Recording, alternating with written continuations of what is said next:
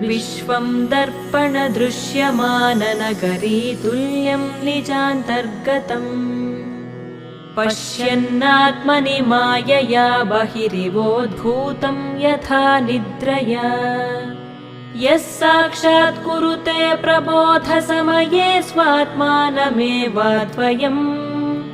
तस्मै श्रीगुरुमूर्तये नमः इदं श्रीदक्षिणामूर्तये तस्मै श्रीगुरुमूर्तये नमः इदं श्रीदक्षिणामूर्तये बीजस्यान्तरिवाङ्कुरो जगदिदं प्राङ्निर्विकल्पं पुनः मायाकल्पितदेशकालकलना वैचित्र्यचित्रीकृतम्